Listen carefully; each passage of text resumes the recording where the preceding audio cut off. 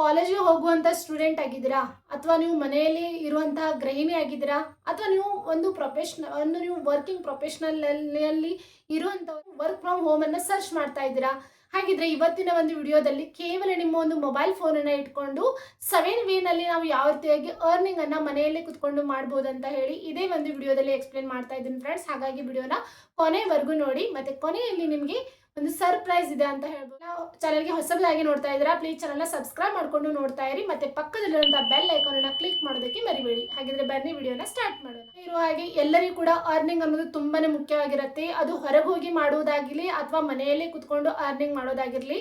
So ನಾನು ನಿಮಗೆ ಇವತ್ತು ಈ ಒಂದು 2026ನಲ್ಲಿ ನಿಮ್ಮ ಸ್ಕಿಲ್ಗಳನ್ನು ಉಪಯೋಗಿಸಿಕೊಂಡು ಯಾವ ರೀತಿಯಾಗಿ 7 ವೇನಲ್ಲಿ ಮನೆಯಲ್ಲೇ ಕುತ್ಕೊಂಡು ಅರ್ನಿಂಗ್ ಅನ್ನ ಮಾಡಬಹುದು ಅಂತ ಇದೇ ಒಂದು ವಿಡಿಯೋದಲ್ಲಿ ಡೀಟೇಲ್ ಆಗಿ ಎಕ್ಸ್ಪ್ಲೇನ್ ಮಾಡ್ತಾ ಇದ್ದೀನಿ ಫ್ರೆಂಡ್ಸ್. ಹಾಗಾಗಿ ವಿಡಿಯೋನ ಎಲ್ಲೂ ಕೂಡ ಸ್ಕಿಪ್ ಮಾಡಿದೆ. ಎಲ್ಲರಿಗೂ ಕೂಡ ಅರ್ನಿಂಗ್ ಮಾಡಬೇಕು ಅನ್ನೋ ಆಸೆ ಇದೆ, ಆದರೆ ಯಾವ ರೀತಿಯಾಗಿ ಅರ್ನಿಂಗ್ ಮಾಡಬೇಕು ಅನ್ನೋದು ನಮಗೆ ಗೊತ್ತಿಲ್ಲ. ಸೊ ಇವಾಗ ನಮಗೆ ಗೊತ್ತಾಗ್ತಾ ಇದೆ, ಸ್ವಲ್ಪ ಯೂಟ್ಯೂಬ್ ಸ್ಟಾರ್ಟ್ ಮಾಡ್ಕೋಬೇಕು, ಯೂಟ್ಯೂಬ್ನಿಂದ ಅರ್ನಿಂಗ್ ಬರ್ತಾ ಇದೆ ಅಂತ ನಮಗೆ ಗೊತ್ತಿದೆ. ಹಾಗಿದ್ರೆ ನಾನು ಹೇಳುವಂಥ ಈ 7 ವೇ ಅರ್ನಿಂಗ್ ಅನ್ನ ನೀವು ಏನಾದರೂ ಅನುಸರಿಸಿದ್ರೆ ಆರಾಮವಾಗಿ ಮನೆಯಲ್ಲೇ ಕುತ್ಕೊಂಡು ಅರ್ನಿಂಗ್ ಅನ್ನ ಮಾಡ್ಬೋದು ಫ್ರೆಂಡ್ಸ್. ಸೊ ಆಗ್ಬಿಟ್ಟು ಯೂಟ್ಯೂಬ್, ಹೌದು. ಸೊ ಇದೇನಪ್ಪ ಯೂಟ್ಯೂಬ್ ಬಗ್ಗೆ ಹೇಳ್ತಾ ಇದ್ದಾಳೆ, ಯಾರಿಗೆ ಗೊತ್ತಿಲ್ಲ ಯೂಟ್ಯೂಬ್ ಬಗ್ಗೆ ಅಂತ ಅನ್ಕೊಳ್ಬೇಡಿ. ನೋಡಿ, ಯೂಟ್ಯೂಬ್ ಬಗ್ಗೆ ಎಲ್ಲರಿಗೂ ಗೊತ್ತು, ಆದರೆ ಯೂಟ್ಯೂಬ್ನಿಂದ ಹೇಗೆ ಅರ್ನಿಂಗ್ ಅನ್ನ ಮಾಡ್ತಾ ಇದ್ದಾರೆ ಅಂತ ಹೇಳಿ ಇನ್ನೂ ಕೆಲವರಿಗೆ ಗೊತ್ತಿಲ್ಲ. ಹೌದು ಫ್ರೆಂಡ್ಸ್. ಸೊ ನೋಡಿ, ಫಸ್ಟ್ ಸ್ಟೆಪ್ನಲ್ಲಿ ಯೂಟ್ಯೂಬ್ ಯಾಕೆ ಬರುತ್ತೆ ಅಂತ ಅಂದರೆ ಯೂಟ್ಯೂಬ್ ಅನ್ನೋದು ಒಂದು ದೊಡ್ಡ ಪ್ಲಾಟ್ಫಾರ್ಮ್ ಆಗಿದೆ ಫ್ರೆಂಡ್ಸ್. ಹೌದು. ಸೊ ಇದು ಒಂದು 5 ವರ್ಷದ ಹಿಂದೆ ನೋಡಿದ್ರೆ ಯೂಟ್ಯೂಬ್ನ ಯಾರು ಕೂಡ ಸ್ಟಾರ್ಟ್ ಮಾಡ್ಕೊಂಡಿರಲಿಲ್ಲ.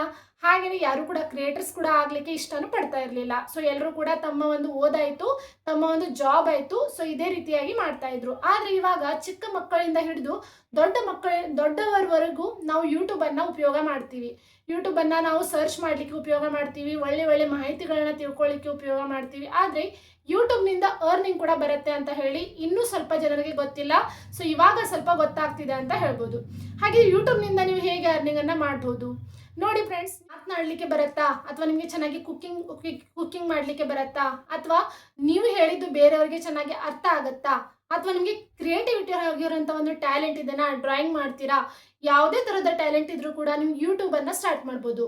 ಯೂಟ್ಯೂಬನ್ನು ಸ್ಟಾರ್ಟ್ ಮಾಡಿಕೊಂಡು ನಮ್ಮ ಇನ್ಸ್ಟಾಗ್ರಾಮ್, ಹೌದು ಫ್ರೆಂಡ್ಸ್. ಸೊ ನೋಡಿ, ನೀವು ಯೂಟ್ಯೂಬ್ ಅನ್ನೋ ಈ ಒಂದು ಚಿಕ್ಕ ಪ್ಲ್ಯಾಟ್ಫಾರ್ಮನ್ನು ಸ್ಟಾರ್ಟ್ ಮಾಡಿಕೊಂಡು ನೀವು ಇನ್ಸ್ಟಾಗ್ರಾಮನ್ನು ಕೂಡ ಸ್ಟಾರ್ಟ್ ಮಾಡ್ಕೊಳ್ಬೋದು.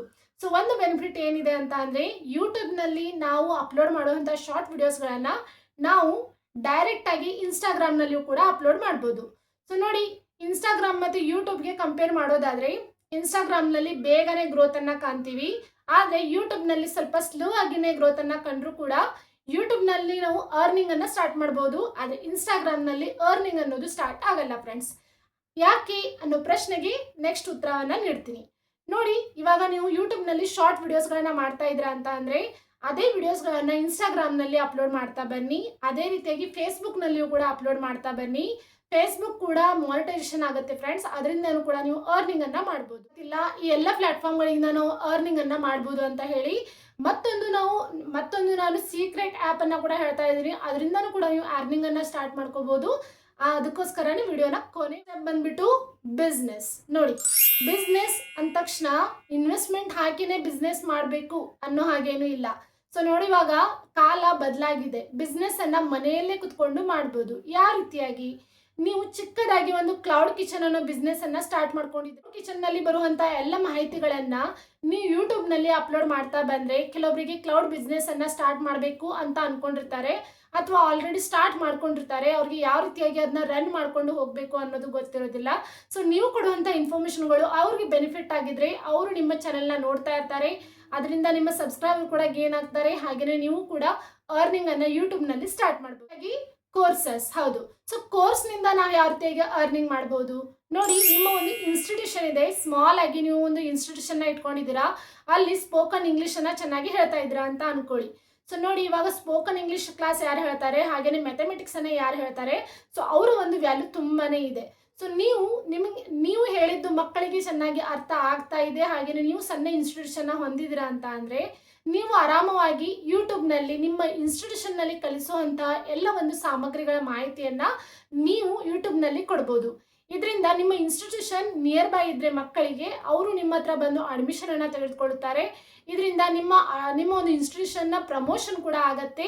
ಹಾಗೆಯೇ ಇದರಿಂದ ನೀವು ಅರ್ನಿಂಗ್ ಕೂಡ ಯೂಟ್ಯೂಬ್ನಲ್ಲಿ ಮಾಡ್ಬೋದು ಫ್ರೆಂಡ್ಸ್. ಸೊ ಹಾಗಾಗಿನೇ ಹೇಳ್ತಾ ಇದ್ದೀನಿ, ಯಾರಿಗೆಲ್ಲ ಚೆನ್ನಾಗಿ ಸ್ಪೋಕನ್ ಇಂಗ್ಲಿಷ್ ಭಾಷೆಗಳನ್ನು ಹೊಂದಿದ್ದೀರಾ, ಸೊ ನೀವು ನಿಮ್ಮ ಮಾಹಿತಿಗಳನ್ನು ಯೂಟ್ಯೂಬ್ನಲ್ಲಿ ಕೊಡಲಿಕ್ಕೆ ಸ್ಟಾರ್ಟ್ ಮಾಡಿ ಫ್ರೆಂಡ್ಸ್. ಇದರಿಂದ ನಿಮಗೆ ಜನರು ಕೂಡ ಬರ್ತಾರೆ ಮತ್ತು ನಿಮ್ಮ ಒಂದು ಇನ್ಸ್ಟಿಟ್ಯೂಷನ್ನ ಪ್ರಮೋಷನ್ ಕೂಡ ಆಗುತ್ತೆ ಮತ್ತು ನೀವು ಯೂಟ್ಯೂಬ್ನಲ್ಲಿ ಅರ್ನಿಂಗ್ ಕೂಡ ಮಾಡ್ಬೋದು. ಸ್ಟೋರಿ ಟೆಲ್ಲಿಂಗ್ ಹಾಗೆ ಕಾಪಿ ರೈಟಿಂಗ್. ಹೌದು, ಸೊ ನೋಡಿ, ಇವಾಗ ತುಂಬಾನೇ ಕಾಂಪಿಟೇಷನ್ ಇರುವಂಥ ಈ 2026ನಲ್ಲಿ ಕಾಪಿ ರೈಟಿಂಗ್ ಹಾಗೆಯೇ ಸ್ಟೋರಿ ಟೆಲ್ಲಿಂಗ್ ಯಾರು ಹೇಳ್ತಿರ್ತಾರೆ, ಸೊ ಅವ್ರಿಗೆ ತುಂಬ ಚೆನ್ನಾಗಿ ಜಾಬ್ಗಳು ನೀಡ್ತಾ ಇದ್ದಾರೆ. ಹೇಗೆ? ಸೊ ನೋಡಿ, ನಿಮಗೆ ಚೆನ್ನಾಗಿ ಕಂಟೆಂಟ್ ರೈಟಿಂಗ್ ಬರುತ್ತಾ, ನೀವು ಚೆನ್ನಾಗಿ ಕಂಟೆಂಟನ್ನು ಕೊಡ್ತೀರಾ ಅಂತ ಅಂದರೆ ವ್ಯಾಲ್ಯೂಬಲ್ ಆಗಿರುವಂಥ ಕಂಟೆಂಟನ್ನು ಕೊಡ್ತೀರಾ, ಅಥವಾ ಸ್ಟೋರಿ ಟೆಲ್ಲಿಂಗ್ ಅಂತ ಅಂದರೆ ಯಾವುದೇ ಒಂದು ವಿಷಯವನ್ನು ನೀವು ಚೆನ್ನಾಗಿ ಅಲ್ಲಿ ಪ್ರೆಸೆಂಟೇಷನನ್ನು ಮಾಡ್ತೀರಾ, ಹಾಗಿದ್ರೆ ನೀವು ಅಂತಹ ಒಂದು ಜಾಬ್ಗಳಿಗೆ ಅಪ್ಲೈಯನ್ನು ಮಾಡ್ಬೋದು. ಸೊ ನೋಡಿ, ನಿಮಗೆ ಹೈರಿಂಗ್ ಕೂಡ ಮಾಡ್ತಾ ಇರ್ತಾರೆ. ಕಾಪಿ ರೈಟಿಂಗ್ ಇರ್ಬೋದು, ಸ್ಟೋರಿ ಟೆಲ್ಲಿಂಗ್ ಇರ್ಬೋದು, ಈ ಎಲ್ಲ ಜಾಬ್ಗಳಿಗೆ ಹೈರಿಂಗ್ ಕೂಡ ಇವಾಗ ಬೇಸಿಕ್ಲಿ ನಡೀತಾ ಇದೆ ಫ್ರೆಂಡ್ಸ್. ಸೊ ಯಾರಿಗೆಲ್ಲ ಇಂಟ್ರೆಸ್ಟ್ ಇದೆ, ನೀವು ಜಾಬ್ಗಳಿಗೆ ಕೂಡ ಅಪ್ಲೈ ಮಾಡ್ಬೋದು. ಇಲ್ಲ ಅಂತ ಅಂದರೆ ನಿಮ್ಮದೇ ಸ್ವಂತ ಚಾನೆಲನ್ನು ನೀವು ಹೊಂದ್ಕೊಳ್ಬೋದು.